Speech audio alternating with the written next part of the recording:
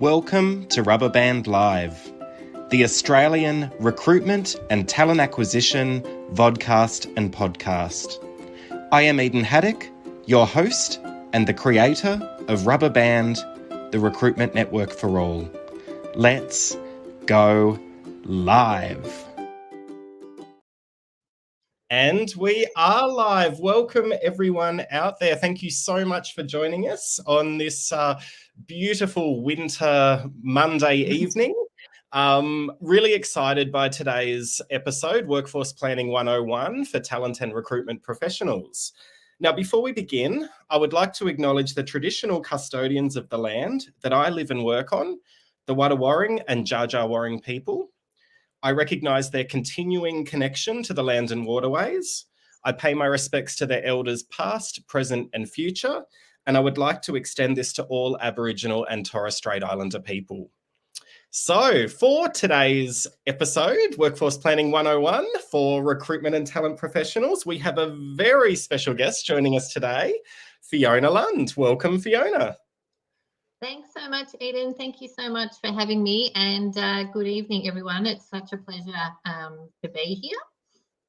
Oh, pleasure's all of ours. We feel very lucky to have you tonight, Fiona. Thank you very, very much. No, very excited to be here.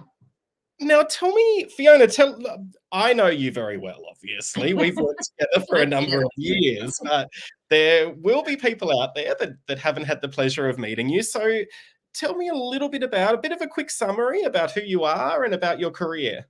Sure, no problem. So I sort of started off my career in sort of organisational change mainly, working for Accenture, so large consulting firm. And with that, I got to work in a range of different businesses, travelling the world, working on, some amazing projects, doing large scale change, small scale change, culture change, a whole raft of different things. So I did that for about sort of 10 years and then moved into some sort of larger corporates, ANZ, Telstra, those types of organisations whereby I sort of held sort of HR lead roles, so like heading up sort of HR functions.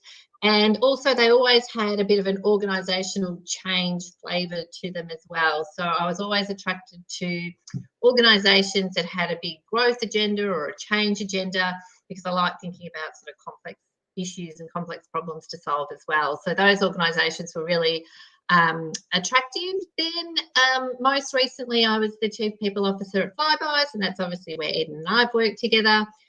Being responsible completely for the entire people function, but also sort of comms, facilities, and the organisational sort of change landscape as well. And I'm actually thrilled to be able to say that I'm starting a new role on Thursday at the University of Melbourne as a People and Change Director to really lay the foundations for their people strategy moving forward, and then work out how to build a university for the future. So Melbourne Uni's just been, which is really, really exciting. Oh, well, congratulations to you, and a bigger congratulations to Melbourne Uni. They're very lucky to have you. Really, really looking forward to it, because I think, education, for those of you out there who've been working in education is one of those areas that's probably been underinvested in for some time. And I think, the focus is certainly changing in that area. Fabulous. All right, well, look, let's kick off. Let's talk about workforce planning. Right. Just a reminder to everyone out there, whether you're on Facebook, LinkedIn or YouTube, if you do have any questions or comments, please pop them in the chat box. We can read them all and we'll try and get to as many of them as we can. And even just a big shout out, hello. We'd love to see who's out there. So let's start though, Fiona. So we're talking about workforce planning, and that can be very big thing. And I know as a talent professional, it can be quite overwhelming, and to even just get a kind of grasp of what it is. So tell me, in a nutshell, what is workforce planning exactly? And I know that's a big question. It is a big question. And when you ask me that question, I've tried to sort of simplify it, because you're absolutely spot on. I think it can be overwhelming. So if you think about it at its simplest sort of level, it's about making sure that organisations have the right skills and capabilities in order to be able to execute on their organisational purpose, basically, in the long term. Because organisational purposes is something that is endearing over time. Whereas if you're trying to just build skills and capabilities to align to the organisational strategy, whilst that is absolutely important as well, that will change over time.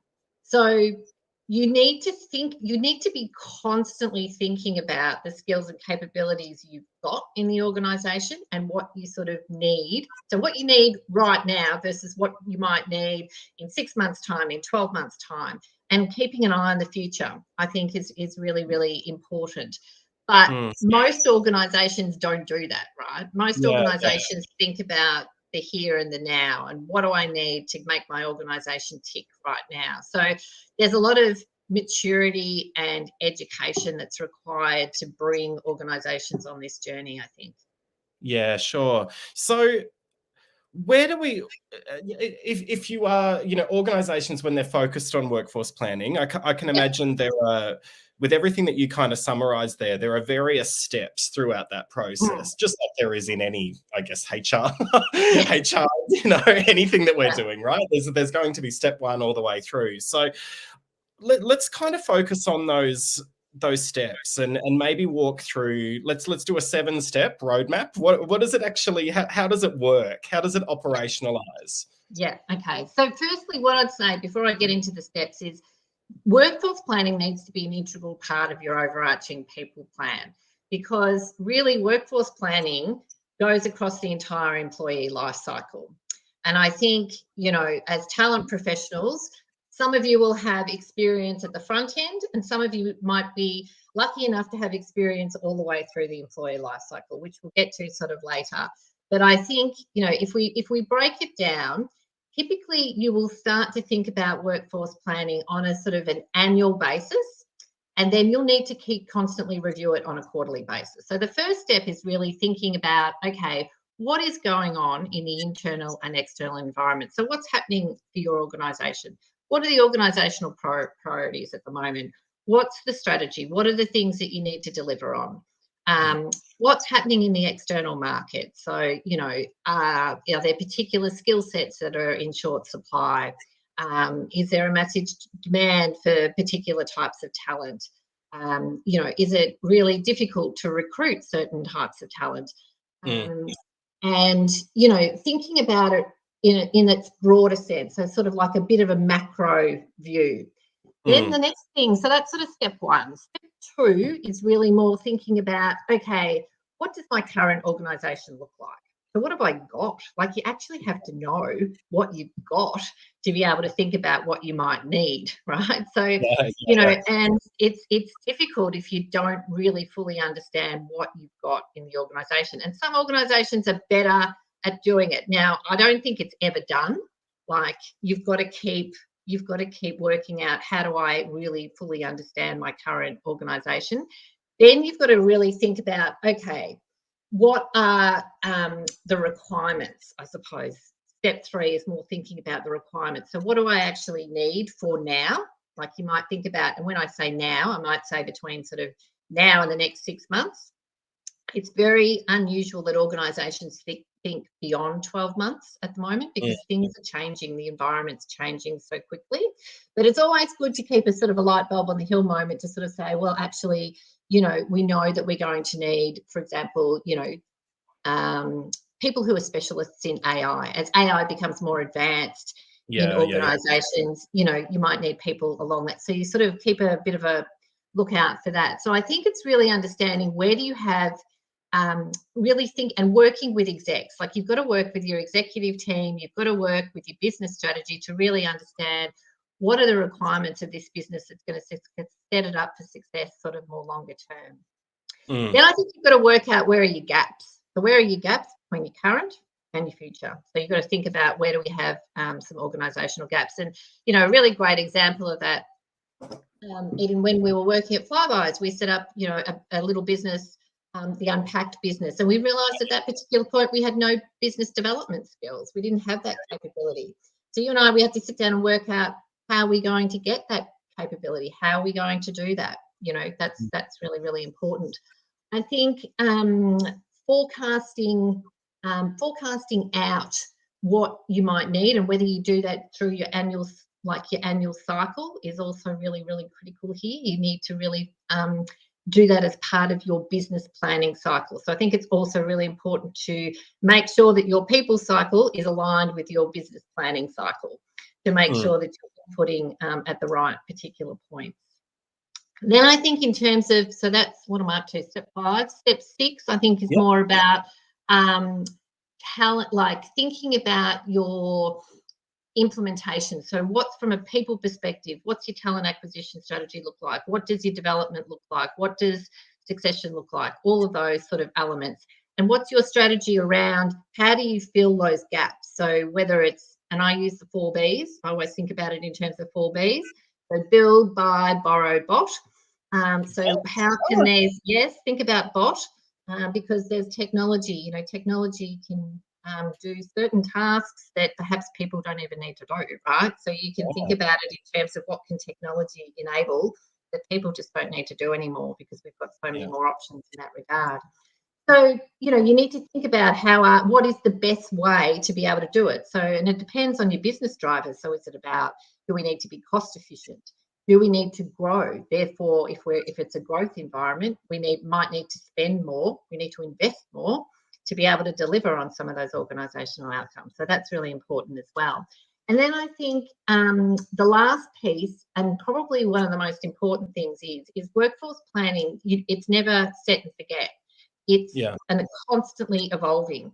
So you've got to make that work as part of your ongoing people plan, and you should be reviewing it every 3 months as a minimum, right? So you should be doing, if you're doing, where you plan out, and we did this at Flybuys really well, Eden, where we planned out, what we were going to be doing for the 3 months. Then we would review it partway through. We'd review it at the end and say what worked well, what didn't work well, what do we need to tweak based on new information in terms of what's happening in the organisation, what's happening in the external environment, and we'd tweak that, and then we'd work out the plan for the next 3 months in terms of what we needed to do. So that's, sorry, I did a bit of a whirlwind snapshot there, but they're some of the important things that you need to think about. No. I mean, that completely makes sense. When you work through the steps there, you've got, your step 1 doing that internal and external scan. You've got step 2 being your current state analysis. Step 3, determining those requirements. Step 4, really looking into that gap analysis and really doing a deep dive there. Step 5 being forecasting what those requirements, and depending on org maturity and how far out you forecast. Then you've got talent acquisition, development plans, talent management, all of those fun things that we know are so important. But I think what you've really highlighted there in terms of step 7 and doing that review every 3 months, I think that's where people really do struggle, that it just becomes an annual sort of cycle of activity. And as we know, and we've seen the current climate where technology skill shortages go up and down and up and down. We've just been on that roller coaster for the last 18 months. So I think, doing that reanalysis is so important. What I think is hard, though, for some organizations when you are doing that ongoing, analysis and revisiting your workforce plan, I suppose, is where budgeting comes in, because it really changed things. So I thought it would be a really good opportunity to be talking about how budgeting works alongside workforce planning. Things like, annual budgeting, out of cycle budgeting, the difference between OPEX and CAPEX. Can you maybe walk us through how the budgeting works and how that would connect into having that ongoing approach to workforce planning? Yeah, absolutely. And I think, just to sort of preface that, I think it is a little bit organisational dependent here. So I will talk about it sort of from my experience, but I think, whether you're public sector, private sector, not-for-profit, whether you work as part of any of those organisations, there might be some slight nuances, but the fundamentals are sort of, the same. Most organisations have an annual cycle. So, where budgets are sort of set, and they're really set in terms of expenditure. It's set mainly at a cost centre sort of level. So it depends on how you're structured in your organisation. At Flybuys, we were structured sort of more functionally, so you would have costs allocated along, that sort of way. And so as part of that, you'd have like a corporate planning process, which was really your business planning process out for the next 5 years. Now, I always used to struggle with that because it is incredibly difficult to predict what's going to happen in 5 years. And guess what? What you think is going to happen in 5 years won't actually happen in 5 years. So if you can plan, and my philosophy was you plan out for one, and like you have a bit of a light bulb on the hill sort of view. But then what you need to do is look at it every 3 months, because that's where you're going to get more bang for buck, because you actually you know more about what's actually happening. So it's planning it out and then reviewing it. So I think that's really important from an annual perspective. I think out of cycle, you mentioned out of cycle expenditure. I think there's always going to be a need for out of cycle expenditure. But I think as you get better with workforce planning and predicting what you need in the future, and if you can plan it out, 3, even 6 months in advance, you should be able to pick up most of those unanticipated needs if you're sticking to the strategy. Now, it's when the strategy changes or something unexpected comes in, there's a downturn in the technology market or whatever, that then you've got to respond to that. And that will always happen, right? So then it becomes a bit of a prioritization piece around what roles are actually really important to fill, what roles aren't so important to fill. So then it becomes a priority-based call as to what's sort of required. If you think about the other part to that, and I think it's really important as, talent acquisition specialists to really understand the difference between OPEX and CAPEX as well. I think it's really important to really understand that. So your OPEX roles are your operational expenditure. So it's really about what it takes to run the business. So things like, your wages and, it's everyday sort of spending, office supplies and those types of things that you just need to run. Now, that's counted as like your expenses become part of your income statement, basically. So that's where it goes from a financial perspective, and it's looked at in that view. So most roles are on your OPEX line. Where you do have some differentiation is CAPEX, so your capital expenditure. So that is where it's a little bit different. So organisations invest in capital like assets, for example. So they're building something that has longevity and it's going to add to the long-term value of that organisation. Now that ends up, you can depreciate those assets, and that forms part of the balance sheet, right? So that's where the difference is there.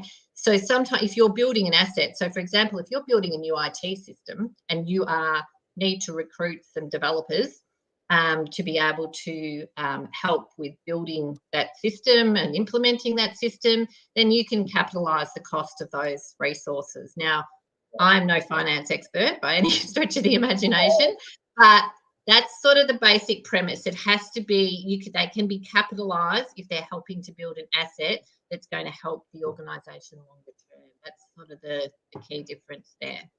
Right. So building something that is of value. Something that's right. Be monetized or make the business more valuable. Yes. So one of the things that, look, and this isn't a flyby's thing. This is a everywhere that I've worked thing. So you get your annual OPEX budget approved. Now, generally, the hiring manager will go, oh, great, I've got my 50 roles for the year approved. I'm going to throw them all to talent acquisition. And then the 1st of July, we're all basically head spinning. How do we have these conversations to kind of, let our hiring managers know, or work with our hiring managers to strategically hire at the right time and not try and hire them all at once? Have you got any advice on that? Yeah, I think it's a really great question, and I think it's a constant, challenge for us all in this profession. And I think because you've always got line managers who are trying to balance short, medium, and longer term needs of the functions that they're sort of looking after. But I think one of the main things that I think is really important to do is to build really great relationships with your line managers. and show where you can actually add value. So when they're saying, oh, here, it's now July 1, I've got these 30 roles that I need you to go and recruit. Here's all the Yes. PVs, go and do it. Rather than, just being an order taker and an executor of what they want, it's actually sitting down with them and actually planning it out in a way that's going to make sense to help. Firstly, you've got to design jobs that are going to be attractive for individuals. And secondly, you need to design jobs that are going to help deliver the business outcomes that you need.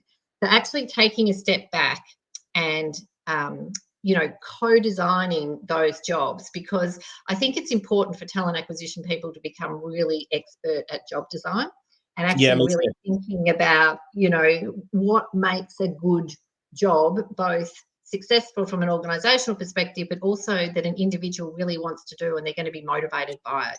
So, for example, you want to create jobs that have a little bit of breadth to them so people can grow. They're not going to grow out of those jobs in 5 seconds. Do you know what I mean? So I think, it's really about building your credibility. I think you need to also understand the business. What makes the business tick? Like really get under the bonnet and really understand so that you can add value back. Because I think, and sometimes you need to get runs on the board. So you just need to execute beautifully. So recruit some roles, get those people in, get runs on the board. You start to build your credibility, and then you can go and do the next thing. Yeah. So it might be to then, sit down, have a broader conversation about, okay, what does the next 6 months look like in your part of the world? How are we going to do it? Are we going to develop people currently in the organisation? Do we need to have everyone come in brand new? Do we invest in current people in the organisation? Do we just is it just a short-term need, or versus is it a longer-term need? Do we need these capabilities longer-term, short-term, etc.? So for me, a lot of it is about having that detailed, in-depth conversation, but sometimes that's hard to do unless you've got license to play. And the way to get license to play is through those relationships and delivering previously. Yeah, and I think we're talking here about position design and working with your managers on effective position design, and it's something that a lot of talent teams, and I had prior to working with you, really struggled with. That a PD would be handed to me to go to market, and I'd kind of look at it and go, I don't think this role has a lot of breadth to it. I don't think it's going to excite anyone in the market. But it wasn't my position to actually design the role, because that sat with another team. And I think, your advice there in terms of getting some quick wins. I know, when we worked together at Flybys, and you were always very passionate about my team being involved in position design, and it was part of the reasons why we were so successful. But we couldn't go from, they were all from a large corporate previously. We couldn't go from zero to hero, basically. And I think, my advice to anyone out there is, if you receive those roles where you think the position could look more attractive in the market, is to actually have that conversation with your hiring manager and to revisit the role and say, hey, I actually think we should maybe make some tweaks here. And the more that you have those conversations, then the more you become involved in the actual design. Eventually, it probably will sit within the talent team.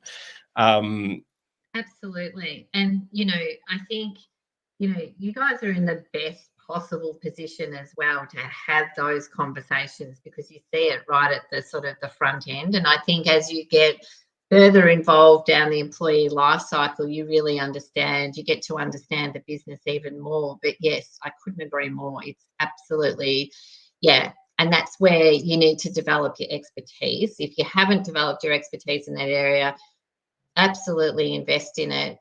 Talk to different people about how to go about doing that, because it's really, really, it's a critical value add activity that I just think will get you from, 0 to 100 with not too much investment, but the returns will be enormous, both for you and for the organisation.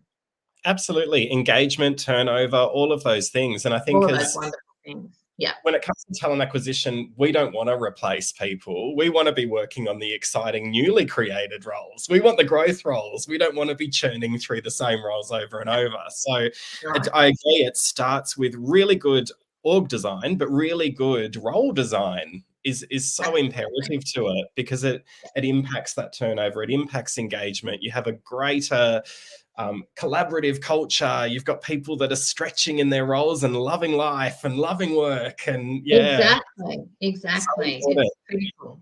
Yeah, Yeah. couldn't agree more. 100%. But look, speaking of, we're sort of going down the path now of, more into talent management and internal mobility. I think, where do you see, I guess, performance and succession fitting into workforce planning, and how do we, I guess, ensure that effective internal mobility is factored into all of this? You're talking about, the what skills do we have? How do we factor all of that in? Yeah, that's a great question. So I think, in terms of what skills do we have, I think, and this is where it comes as part of your overarching strategy, this is where the employee life cycle is so interlinked and integrated, right? Because you want to think about, okay, if we don't have these skills, how might we develop these skills within our organization? So, and it's an organizational strategic lever that you can absolutely impact. Are we going to invest in our people? Now, it's either always number one or number two. People leave organizations because they're not getting developed in their career. There's no career development, right? Or they've got a bad leader. I mean, they're the top two reasons that come up all the time, right? So we know that. So it's worthwhile investing rather than, when someone leaves, it's a great opportunity to think about, okay, how can I think about this job differently? How can I design this? And linking it to your performance in succession. So if you're thinking about, who your high performers are, who's ready for a move, what skills and capabilities. So thinking about individuals. So it's a bit of a science and an art when you're talking about this sort of thing, right? Because you're thinking about, when you bring in performance and succession, you're thinking about the person and developing the person and what person might actually fit into that sort of role that you might have, and think about how you then develop them across that sort of life cycle. So I think, that's incredibly important. Yeah, To really be able to do that.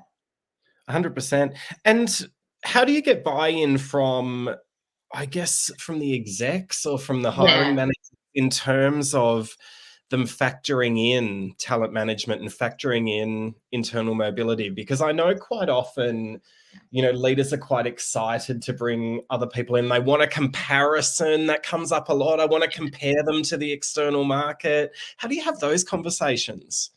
I think you've got to bring a lot of data into it. So you've got to really bring, some of your engagement results, reasons for, people are doing sort of, recent like exit interviews. A lot of people are doing stay interviews now. So what makes people stay? But you've got to bring in some data to really understand that having an internal mobility strategy is not something that's a nice to have anymore. It's absolutely critical, because all the data tells us that that's what people want to be able to develop and grow their careers in organizations. Otherwise, people leave, right? So it's costing you money. So you can show it from a data point in terms of how much money it's costing you with your turnover. If you've got really high turnover, and you're looking at your reasons why people are leaving, if they're leaving because they're getting better opportunities elsewhere, well, then you've probably got to address that. So you need to be having regular conversations with your exec team and key leaders in the business about what is actually going on in your business, right? And what's happening, why are people leaving, where are they going, why are they going there? So I think it's really, really important, because it's one of the core drivers of why people stay. People stay because they're challenged, they've got opportunities. So it's about, as an organisation, you've got to balance the needs of the individual and balance the needs of the organisation. And without an internal mobility strategy now, it's almost like it's foundational 101. You've got to have an internal mobility strategy. It is absolutely essential. Like, if it's one thing that you go away and think about tomorrow, there was I was at a conference last week. There was a really interesting stat that there's only 28% of Australian organisations that have an active internal mobility strategy. Really? Wow. Yeah, it's really low. It's really low, where they can actually say what the strategy is. So what's their approach, and really go and talk to people about it. Yeah, it's one of those things that I think can be really disjointed, because I think parts of, quite often we are talking about, the challenges within center of excellence models, where you've got, the business partners perhaps looking at HR business partners looking after performance, and then you've got the reward team looking after, reward and recognition, and then you've got the talent acquisition team predominantly looking after external hires, or maybe just opening up roles to internals to apply while it's in an external market. And one of our viewers out there has said, how do companies manage internal recruitment? Like, what would you, based on your knowledge and experience, what would you say is kind of best practice in terms of how to have an internal mobility program?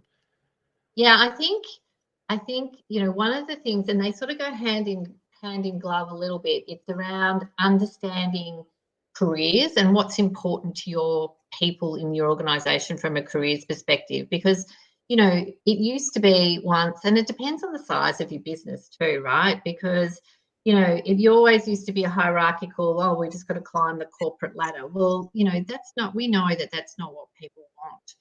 People want to have different experiences and different breadths. So it's about creating, I suppose, firstly, I think the simplest thing that you can do to start with is to create visibility of all your job vacancies or job opportunities that you have, and make sure that it's visible, not just externally, but also internally, and that you promote it. You actually talk about it, right? You've got to talk about it. So, in your regular operational cadence, you should be talking about it and celebrating successes to say, Eden, isn't it amazing? Eden got promoted. He went through an interview process and he was successful in this. So you've got to actually talk about it. You've got to make it real for people so that people can actually see, well, actually, this does happen in our organisation. People are successful in getting internal roles.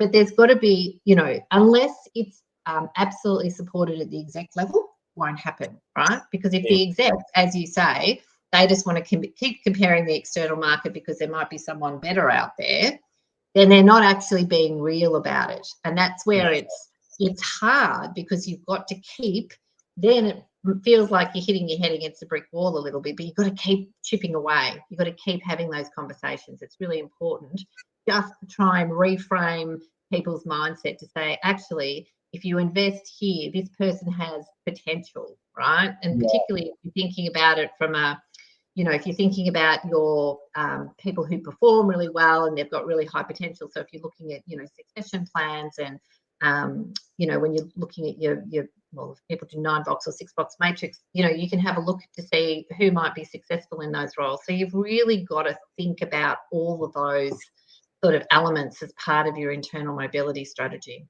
Yeah, and look, it's really funny we talk about that comparison to the external market. It's been a pet hate of mine for a very long time. I because agree. if I'm an internal employee or an internal candidate, and I know that I've been compared to the external market, but then I've been successfully promoted, it feels like, due to the fact that you couldn't find anyone better. Like it almost has that kind of vibe to it, that it takes away from the celebration of that success that you should actually be promoting, and, like you're saying, like shouting it from the rooftop and saying all these people in our organization get all of these great opportunities, and that leads to greater engagement. But when you're sort of saying, oh yeah, they got an opportunity, we compared them to external market, couldn't find anyone better, so congratulations, we're giving them the opportunity, it just doesn't work. No, absolutely. It's positioning. You've got to really believe, like, it has to be up there as your number one priority. Internal mobility, it's almost like it needs to come before bringing in people externally, I sort of think, because I think so. otherwise it undermines your culture, it undermines your engagement, and it undermines individual employee motivation, right? Which is really important, because then you just get disengagement. You'll lose out on, just people won't put in any discretionary effort, and so you'll have people just operating at a very sort of base level. So you're not going to get a high performing individuals or high performing organisations. So it has massive implications and flow on effects to individuals in your workforce. Yeah, agreed. It's really fun. It's just reminded me of something I read in another group. I think it was last week, where someone had reached out to the talent acquisition community and they'd asked how long in organizations and what is the standard and what is best practice? How long does someone need to be in a role before they can look at another role within an organization? What's your opinion on that? I've got a strong opinion, but it's very controversial. Like, it's quite a it draws a lot of different opinions. I think it depends on. I don't like having hard and fast rules around this, because I think it depends on the organisational need. How strong is that organisational need? How strong does it align to the business strategy that you need? And how critical is it for that individual to move? If that individual's been in a role for 6 months, 3 months, 5 years, 10 years, does it actually really matter? Like, at the end of the day, does it actually really matter? It's more about, this person is the ideal person, or has, 80%, 70% of the skills and capabilities that we need, that's going to help drive our business forward. Why wouldn't you? It's a bit of a no-brainer, right? Why wouldn't you give that person the opportunity to shine? Absolutely. It gives you so much payback, right? It pays you back in spades, because that person's level of motivation, their output, their discretionary effort, they will absolutely love you for it. Yeah, and the optics of it as well. But I think to be able to celebrate someone stepping up, I think I understand the argument that someone needs to have made probation, because that's when their employment is ultimately confirmed. So yeah, I get that. But a lot of organizations say, no, for us to get return on our investment, you need to be in a role for 12 months. And having those hard rules, like you say, what if that person is ready to step up in 11 months and you've got your competitor tapping them on the shoulder saying, hey, I've got an opportunity for you? I agree. I think, probation, I understand. Beyond that, it's down to the individual and their performance. People will always learn faster than other people, or people will be ready for new opportunities, or, perhaps their leader left earlier than was anticipated, and you want to give them a chance to step up and stretch in their role because they're doing a good job, all of that. The other thing too, Eden, is that ties back to how strong your internal mobility strategy actually is in your organisation. Because if people really want to get the best out of people, it doesn't matter where in the organisation the opportunity might lie, they will willingly let that person go, because it's going to benefit the organisation and the person. Whereas if people, because we know that some people try and hold on to people because they don't want to let them go, because, oh my God, my whole world's going to fall apart, right? So, it's also being selfless as a line manager to say, I want to let this person go because they're going to go and do amazing things and develop their skills even further. And that aligns to people's mindset around how they view internal mobility. Yeah. And look, and we've talked about that before, like I even think that sometimes those opportunities can be external, that are going to help people.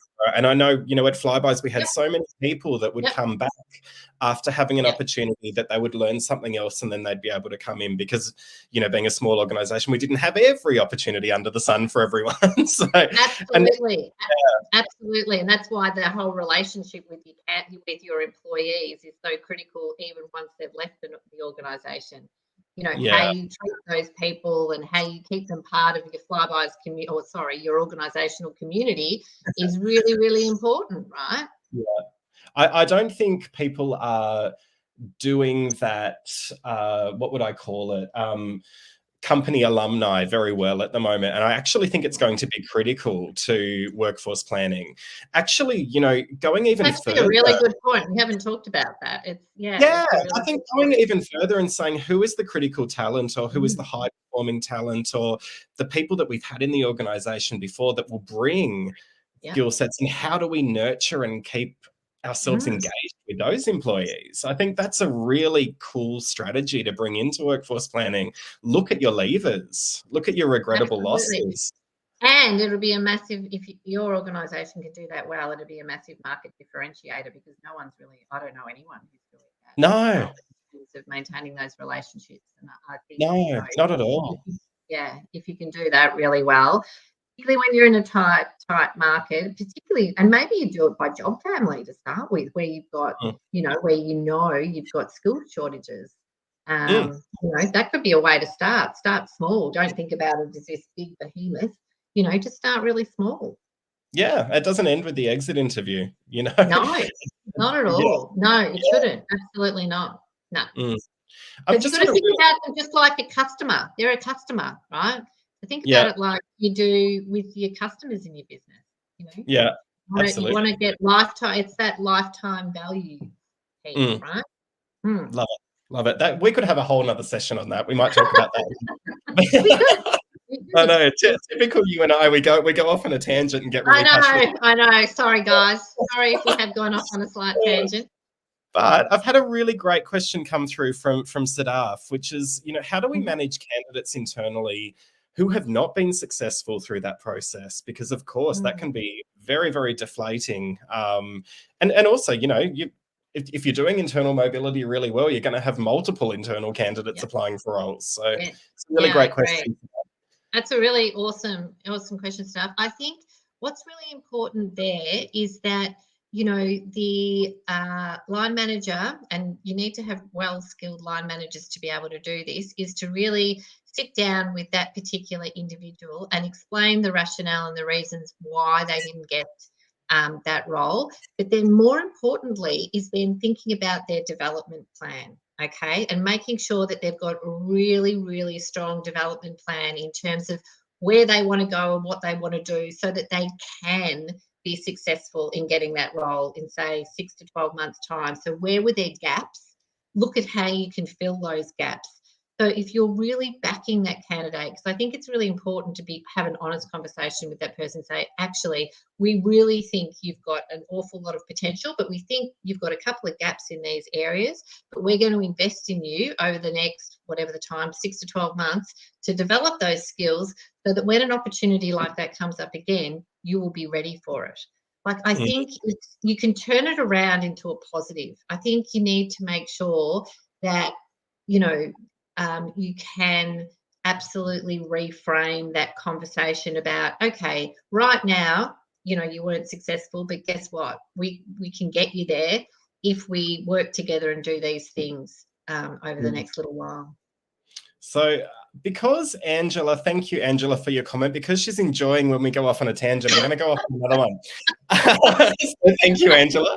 I want to give you a scenario in this case that kind of covers what Yeah, Sadaf was talking about as well. So, if you're yeah, a hiring manager, one of your team members is applying for a role within your team, and you don't think that they're ready for that role, yes, but part of your process is you allow internals to apply for those roles. Let's say that internal candidate that you don't think is ready knocks it out of the park in the interview. What do you think? Do you take a shot? Do you give them a go, even though you don't think they're quite ready? My answer to that, and this, not everyone does this, I always look at people's potential. I always think about what is possible, and I would give them a go every day of the week. But what I would make sure is that you're setting them up for success. So, what support do they need around them in order to be successful? If we still think that there's a slight bit of gap, they might knock it out of the park, which is amazing and awesome.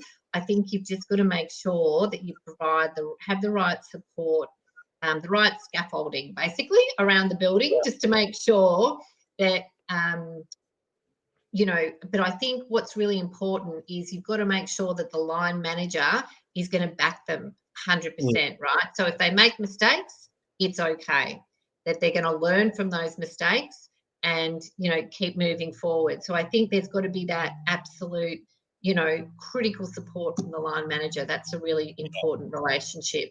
But yeah, absolutely every day of the week, I go for potential, because skill can be taught, Yeah. capability can be taught, right? It's it's about people's aptitude and their attitude. If they're hungry and they want to learn and they want to develop and they want to grow, I mean, they're amazing attributes, and not every single person has those. But if you see those in people, and they're the people that can go on and be successful and develop and grow in their roles, so they're the people that you want in your organisation, in my view. Yeah. No, agreed, because I don't think we look at secondment growth opportunities enough.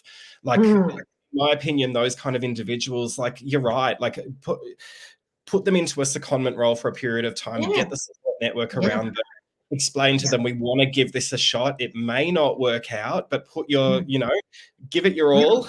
Tell us what support you need. exactly. We're here to enable you to be really Yeah, successful in that role. But if it doesn't work out, it doesn't work out, but we're going to give it a crack. And I think that's that's a, exactly right. And yeah, really, at the end of the day, if you've got the right support, structure in place, what have you got to lose? exactly. Because you get a lot of kudos from it, both from the individual, both from a value proposition perspective in the market. Like, you actually start to build a good reputation in the market that you're willing to give people a chance and a go at other parts of the business as well, if that's what people are looking for. So I think there's lots of reasons to do it. I can't really think of that many reasons not to do Why it. not? Yeah, Yeah, why exactly. not? Yeah. Exactly. So And let's also, I just, think it's part of that learning culture. It's learning, yeah, as you said, Eden. It's learning. If it doesn't work, well, guess what? We'll try something else. yeah, exactly. Hmm. Test and learn. Big fan. Yeah, absolutely. Excellent. So, how do you think, to make this all flow effectively, how Hmm. do we design our people team? And do you believe a centre of excellence model is effective in the year 2023? I don't. I'm not a big fan of centre of excellence. Now, I will put a little caveat around that. So, um, I think sometimes centre of excellence, depending on the size of your organisation, can work well. I think where centre of excellence, what I've seen in my career is that if you're working in a centre of excellence for too long, you can become a little bit disconnected from the business and really understanding the business and what makes it tick. So if you're in a centre of excellence, my advice would be around making sure that you really find ways to stay really connected with the business to understand what's going on. I like the model whereby you have a much broader view of the employee life cycle. So I think talent acquisition professionals are amazing individuals. You have amazing capacity for work, and I think you guys do an amazing job. And I think you can add a lot more value further down the employee life cycle. So when you're thinking about development of people, performance, succession, and doing that whole talent management piece around development, moving into different roles, those types of things. So I'm a big fan of creating roles that span across the entire employee life cycle. Now, I know that can be challenging in Yeah. terms of capacity, because if you've got a lot of roles on to actually recruit, then you don't necessarily, that's always going to take priority, and then you don't get to all of the other stuff. So you have to be really careful to set up your team so that you've got the right capacity to be able to do all of that. So it does mean perhaps sometimes that you have to overinvest and have more people, but you get a better outcome in terms of you understand the business better. You've typically got more in-depth relationships with the line managers and with the people in the organisation, and you can deliver better value and outcomes in the longer term. So that's why I feel as though it's a really important investment Mm. to make. Yeah, I tend to agree. Like, I think rather than separating out all the different facets of HR and having teams focusing on all of Mm, those different moments that matter, I suppose, within the yeah, employee life cycle, to me, it makes more sense to look at the business units and to have end-to-end employee yeah, experience within those business units, and then having an overarching strategy that sits on top. So I think, moving away from center of excellence and moving more towards employee experience is a much more effective model. But you're right, like, sometimes if you're talking about higher education, when you're dealing with 20,000 oh, staff, it can be very challenging to go down that path. But yeah, it's yeah. really So then interesting. how do you do, how do you do that? Like, if you've got all of a sudden you've got 100 vacancies and you've got 2 people in your team, how do you then go and, like, of course everything's going to be front ended, but you need to get the business case working and sell it to your leadership team around why it is absolutely better. Because, you know, to your point, if you're part of a business unit, you understand that in much more depth, and you understand, and you know the people that you recruit and bring into the business. You actually have an advantage, and also it's less handoffs. You're not handing it off to someone else, you know, another, you know, a business partner or a REM specialist or whatever. And you're actually making your role really exciting. But it's not for everyone, right? Some people do like to specialize, and I also acknowledge that is equally viable, an equally, you know, good option for people. But I just think that from a business outcomes perspective, it works. I've seen it work, and it works much better in the long term. Agreed. Excellent. So I've just looked at the time, and I'm having flashbacks to when we used to have our weekend one-on-ones, and we'd run over by a few hours, you know, so. They would always run over, Eden. I did warn you. Always. So tell me, final advice for the audience. If talent acquisition teams, talent teams, recruitment teams want to get more involved in workforce planning, what should they do? So I think I would probably give you 3 pieces of advice. Is really understand the business. What makes it tick? What are the business priorities? What's really important? So really having that knowledge, because then you're going to be able to play it back. If you're sitting in a meeting trying to design a job, you're going to be able to say, what about this? What about that? You're going to know it, right? And you're going to be adding huge value. So I think that's really important. Invest the time in building relationships with your line managers and your execs. Find out as much as you can about the strategy. Build those relationships. Get some runs on the board, because then that will build trust and credibility for you then to get involved in more things and more aspects of the workforce planning cycle as well. I think, you know, if you think, and my final piece of advice is to really think about talent as more talent management, as a more holistic piece. So think about it not just about the acquiring piece at the front end, but thinking about how you go, as you know, Eden said before, it's more about that employee experience. How do those people then go through the life cycle? How do you develop them? How do you grow their careers? How do you make sure they're performing effectively? Work with the business, co-design everything, because no one person in this world anymore has all of the answers. No. You know, we know that the collective output of working together with so many people will come up with some amazing ideas. So, you know, if you think about it in a more holistic sense, don't get too narrow and too bogged down in just the talent acquisition piece at the front end. Think about the longer term piece, and then you can join those dots together, and you'll find that you're adding so much more value to the business. Absolutely. And I think my final piece of advice, and it was just really sparked from our conversation today, is when you're looking at your internal team or your internal employees when it comes to mobility, those that have left need to play a part in that. So you need to stop looking at you know, your employees, and that employee life cycle doesn't end when they leave, and it doesn't end when they hand back their computer and sign their exit interview and, you know, walk away.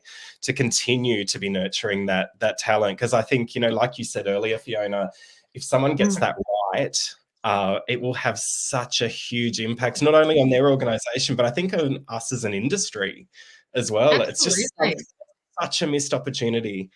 People don't think about it. It's almost like, okay, you've gone, but then if you actually create opportunities to stay, one of the ways you could think about it is, okay, you need to go out into another organization, get this experience, then we would love to have you back to do X, Y, Z. Yeah. And then how do you foster that relationship so that you can get them back to do X, Y, Z? Exactly. Food for thought, right? Great way to end today. Always. Great way to end. Fiona, thank you so much for joining, and thanks everyone out there for all the great comments and questions. It's been a really awesome session, Fee. So thank you so much for joining us, and can't wait to see all the amazing things you do in your new role. Congratulations once again. Thank you so much, and I really thank the entire audience for listening. I hope you found it useful and got a couple of things to take away. And I really appreciated the great questions along the way as well. It sounds like people are really thinking about all of the top issues and the challenges. I think a lot of the challenges are quite similar across lots of different organisations. So thank you. And industries, yeah. Mm. Thank you so much, Fiona, and thank you